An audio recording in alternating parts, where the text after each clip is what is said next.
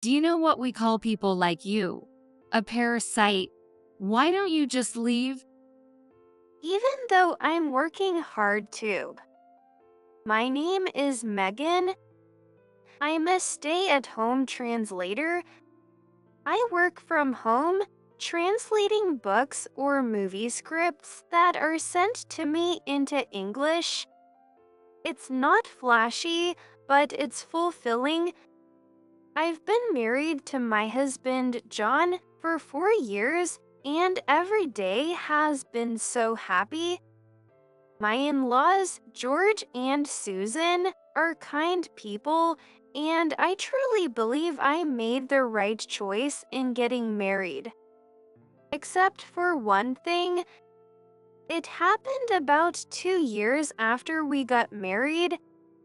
We've settled into married life, and living together just felt natural.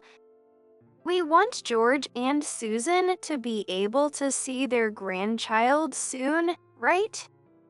We were talking about starting a new family, but for a whole year, I couldn't get pregnant. I researched everything that might help increase my chances and tried it all. Thinking treatment might be an option, I decided to consult a doctor for advice, and I was diagnosed with infertility. Even after detailed tests, they couldn't find the cause. The doctor encouraged me, saying, "It's not impossible, so let's keep trying patiently." But I knew that as I got older, the chances of getting pregnant would decrease. Still, I couldn't help but feel anxious about how long it might take. And there was the guilt of not being able to give my in laws a grandchild. I finally gathered the courage to talk to them about it. Don't worry about it. It must have been hard for you to bring this up, so thank you for sharing. They spoke to me with such kindness. There's an old saying that a wife is only complete after having a child, but I felt so relieved by my in law's generosity. Yet, deep down, I still carried a sense of guilt towards them and John. I wanted to do something for them, so John and I made a decision together. How do you like it, George, Susan?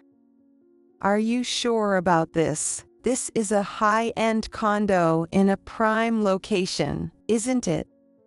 What we decided was to have them live in a condo that we would pay for. It was a place with special features for accessibility right in the heart of the city. We'd cover all the rent and living expenses. I suggested that living together might allow us to help them with daily needs and keep them company, even if just a little. Since my translation work is mostly remote and virtual meetings have become the norm, it seemed feasible. My in laws lived in a house that had been around for many years. I remembered them mentioning that it had a lot of steps, steep stairs, and other hazards. We considered renovating, but the house was a bit far from station and a car was necessary, so we thought a condo closer to the station might be better. Don't worry about the money. Both John and I are working, and since we're both pretty frugal, we've saved up.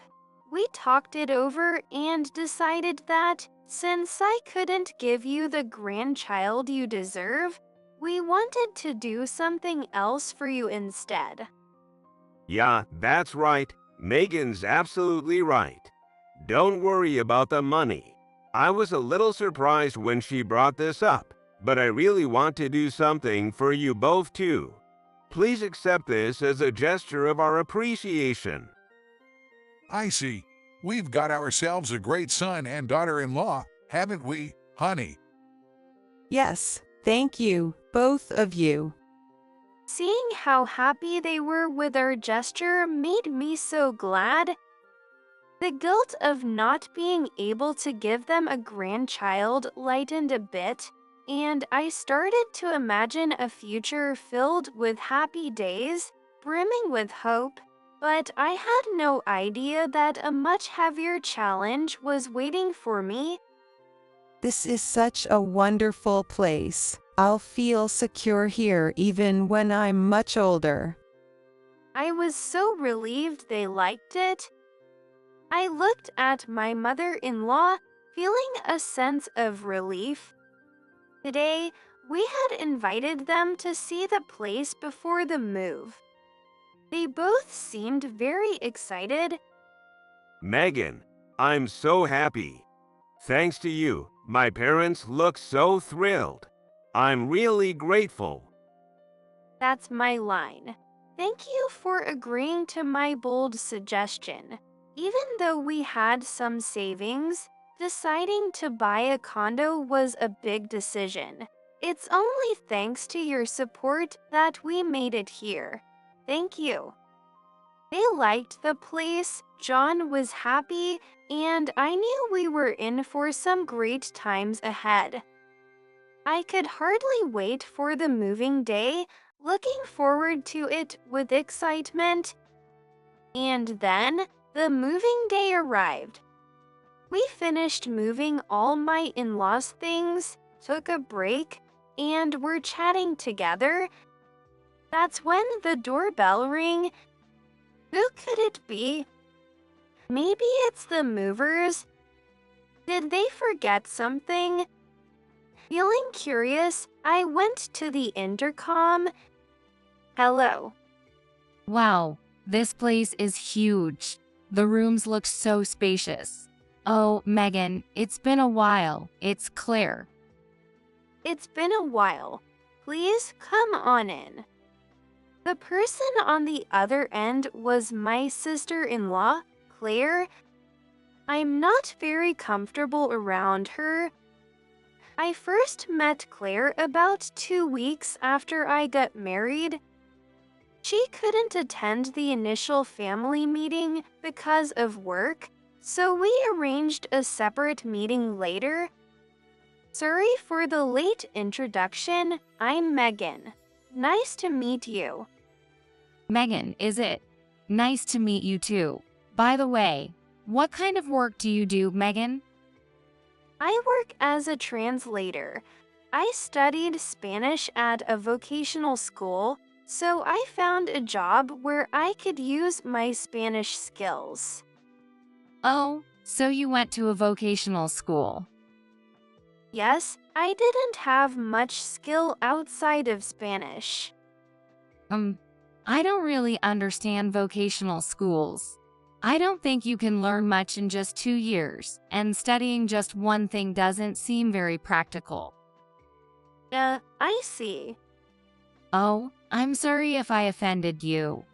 I went to a traditional university, you see. I couldn't help but feel like she was looking down on me for attending a vocational school. Sensing my discomfort, John said to me, Sorry, my sister is really smart, unlike me, and she went to a well-known university in the city. She works at a big corporation now, so she's got a bit of a pride thing going on. I find it a little hard to deal with too, so don't worry too much about her attitude. My first impression of her wasn't great, and since we didn't interact much afterward, I wasn't comfortable around her. But time had passed, and I hoped things might be different now, though a small part of me still felt uneasy. Then Claire said something surprising. Thanks for having me. This place is beautiful. Come in. Oh, what's with all the luggage? Did you just get back from a trip?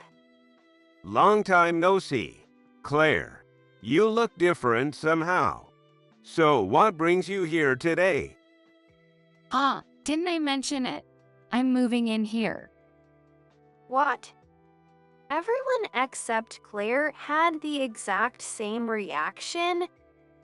I've been living at home all this time, so when the old house got torn down, I didn't have anywhere to go.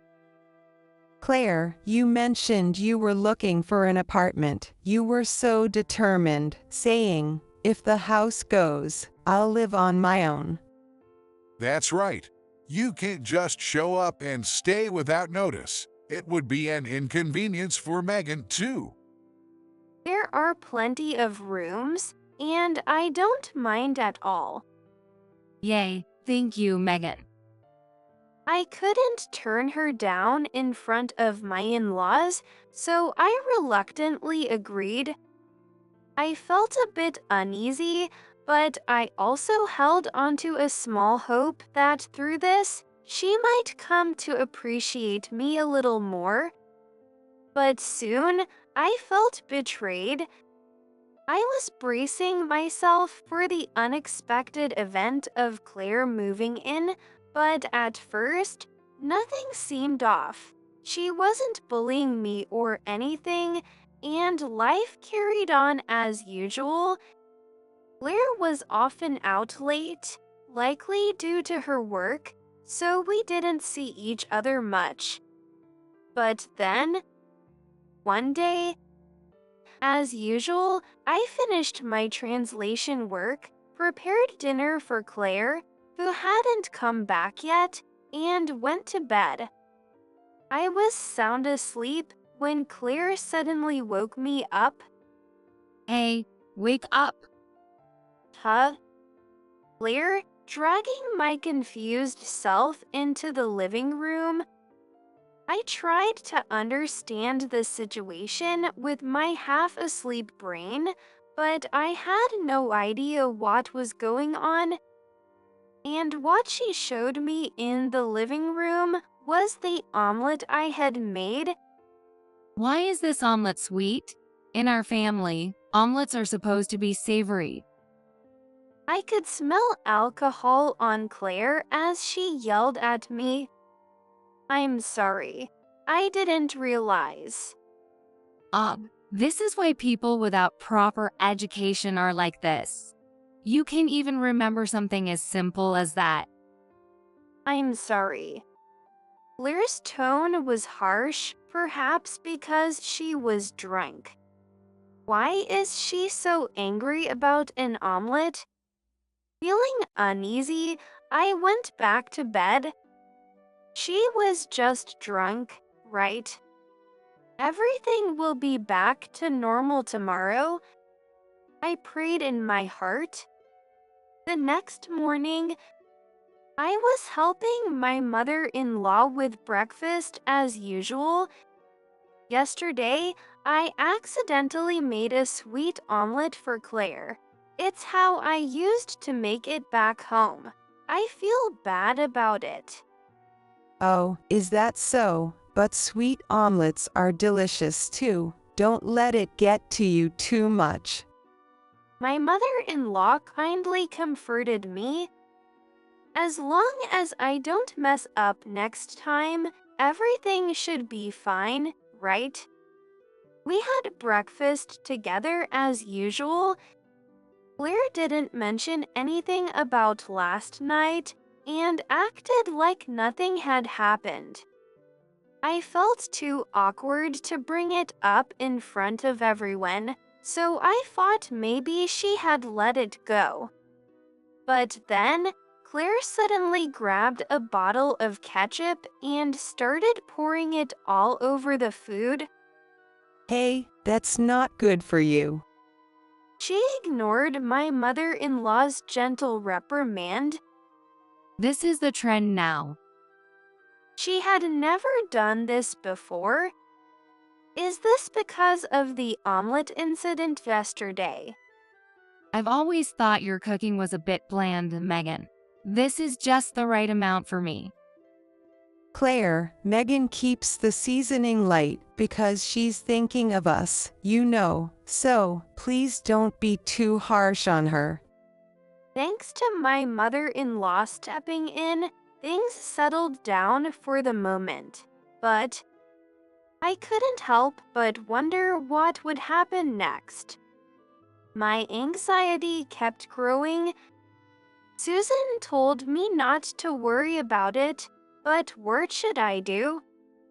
Little did I know that even more challenges were heading my way. My in-laws planned a trip with their friends. To make things worse, John had a business trip at the same time. Since I had discussed some concerns about Claire with him, he said kindly, "Let me know if anything happens, okay? But it's only 4 days, so I should be fine. And Claire is probably busy with work, so she won't have time to bother me, right?" I tried to stay positive. But then, good morning. Morning. Oh, by the way, I took some paid leave, so I'll be home for the next 3 days. Oh, okay, understood. What? I couldn't believe it. Of all times, she decided to take time off now. I was shocked by this unexpected turn of events. My positive mindset crumbled all at once. Okay, let's get started. What do you mean? Isn't it obvious? We're cleaning. Since you didn't go to college, you're probably slow at it, and I bet there are parts you haven't cleaned properly. I'll show you how it's done. I swallowed back the words, "Education has nothing to do with housework," and replied, "Understood. Thank you for your guidance." But this was just the beginning. Why can't you do it right? You're so slow because you're lazy all the time. Maybe that's why you can't have a baby. Make sure to remember things the first time you're told. This is why people like you. She found every opportunity to criticize me. I stayed quiet, knowing that talking back would only make things worse. I'd like to get back to my translation work soon. I have something I need to finish by today. Do that little job later. It's probably just like a student's side gig, right? Some pocket money.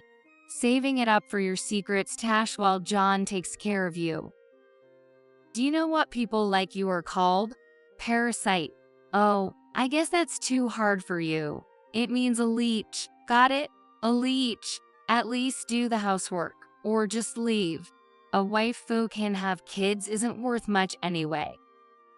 Claire said whatever she wanted when John and my in-laws weren't around. I had reached my limit, and I made a decision. Claire kept calling me a parasite and mocking my struggles with infertility at every turn. Why is she saying such hurtful things? Unable to bear it alone, I reached out to John. I can't believe she's doing that while I'm away. Maybe you should just move out altogether. Really? But if I did so? Hey, I have an idea. With John's advice, I decided to move out. All right, I'll be leaving. I won't be paying the rent anymore. Just get out already. As a high school graduate, you can't afford the rent anyway, so it's no skin off my back. So you agree, right? Then please proceed with the name change on the lease. I bit back the urge to correct her and say I wasn't just a high school grad as I left the house. I had a place to go, and since my work just requires a computer, it wasn't a problem. Even though I wanted things to end peacefully, the situation had me on edge. I headed straight to my family home. My parents were living in Mexico for work, so it was just me there. I asked John to come over after his business trip, and we started living together, just the two of us. My in-laws were puzzled, but I told them we just needed some time alone, thinking it would be too much of a shock to explain the real reason.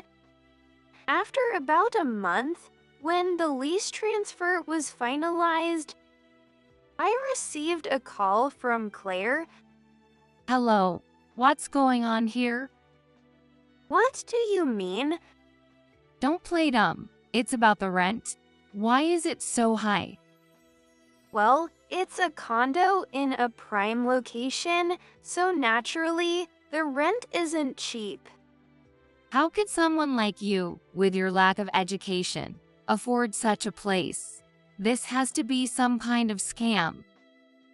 Sure, academically, I may not match up to you, Claire, but I grew up overseas and I developed some language skills because of that. It's a bit embarrassing to say, but that's how I got into translation work, and I've been doing pretty well. Thanks to that, I earn enough to afford that condo. Education isn't everything. You shut up. I graduated from a top university and work for a prestigious company. Obviously, I'm more important. Well, with such an impressive background, paying rent shouldn't be a problem for you, right? So there's no need to complain to me about it. I'm a bit low on savings right now. We're not getting anywhere over the phone. I'll come over and we'll discuss this. A family meeting was held with my in-laws, Claire, John, and me. I explained everything that had happened between Claire and me, why I had decided to leave, and the issue with the rent. What do you mean you are a bit low on savings? You were living at your parents' with no rent or living expenses, so you should have savings, right? My father-in-law pressed her. I spent the money on cosmetic surgery, so I don't have any savings. I just had another procedure recently. You've been spending money on things like that. My mother-in-law exclaimed. So that's why your appearance changed. I'm sorry. If you keep living with us, you'll never learn. You need to move out and start living on your own. What? No, please, let me stay. I'll do anything. The problem is, you look down on Megan because of something as silly as education. Just because you're smart doesn't mean you can get away with everything. Even a kid would understand that. I understand. I'm sorry. And so, Claire ended up moving out of the condo.